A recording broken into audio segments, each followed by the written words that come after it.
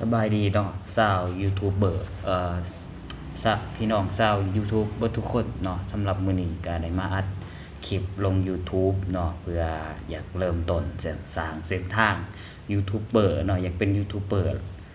ข้าพเจ้าเองก็มีความฝันแต่ดนแล้วเนาะอยากเป็นยูทูบเบอร์แต่ว่าก็บ่ได้ลงมือเฮ็ดจักเทื่อเนาะหนึ่งมากก็เฮาก็คิดว่าบ่มีเวลาเนาะบ่มีเงื่อนไขบ่มีหมู่บ่มีคอนเทนต์เนาะบ่ฮู้จักว่าสิเฮ็ดเกี่ยวกับอิหยังเนาะแล้วบัดนี้เวลาผ่านไปดนไปก็ยังบ่ได้ลงมือจักเทื่อเนาะและมันก็เป็นเพียงความฝันเนาะที่ว่าอยากเฮ็ดเนาะแต่ว่าตอนนี้มันก็ปี2019เนาะแล้วเฮาสิลงมือเฮ็ดและเริ่มปฏิบัติตัวจริงว่ามันสิสามารถปรากฏผลเป็นจริงได้หรือบ่และสามารถสร้างรายได้แท้บ่เนาะโดยส่วนตัวแล้วได้หลายหรือน้อยนี่ก็บ่แม่นสิ่งสำคัญเนาะแต่ว่า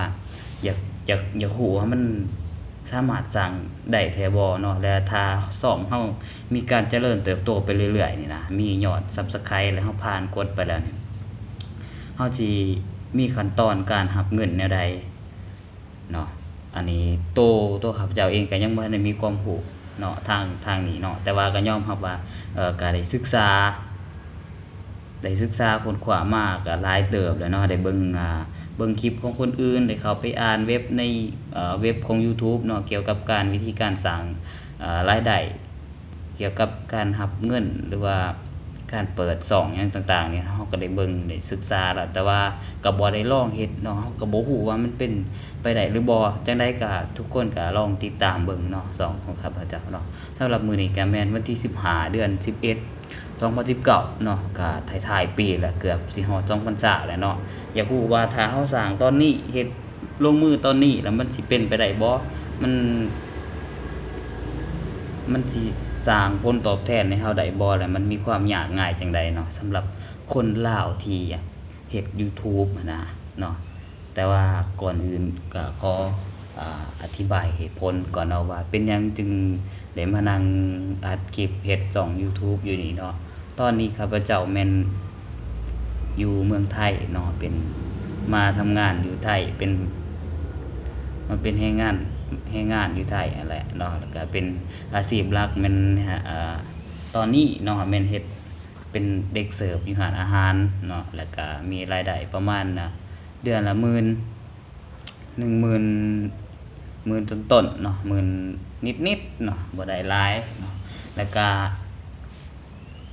บัดนี้ก็มันก็เมื่อยเนาะการเฮ็ดงานจังซั่นน่ะนะแล้วก็คิดว่าเฮาสิหาทางออกให้กับตัวเองให้ได้เดินตามความฝันและได้เฮ็ดช่อง YouTube ได้เฮ็ดสิ่งที่เฮามักนะเนาะตัวเองก็มักในช่อง YouTube แล้วคิดว่าถ้าเกิดว่ามันสร้างรายได้ได้อีหลีและมีความก้าวหน้าในต่อหน้านะสามารถเลี้ยงเฮาได้ก็สิลาออกเนาะจากงานประจำเนาะแล้วตอนนี้แม่นเป็นจุดเริ่มต้นเนาะเป็นคลิปแรกทำอิฐเนาะแล้วก็ได้สร้างช่องทำอิฐเนาะในมื้อนี้แม่นวันที่15เนาะวันที่15เดือน11 2019เนาะแม่นข้าพเจ้าได้สร้างช่องขึ้นมาเนาะแล้วก็สิเป็นช่องเกี่ยวกับการเฮ็ด YouTube การสอนการเรียนรู้การสร้าง YouTube หยังต่างๆเนาะถ้าใครมีคำถามหยังก็ถามมาได้เนาะแต่สำหรับคลิปมื้อนี้แม่นสิสอนวิธีการเปิดช่อง YouTube ก่อนเนาะ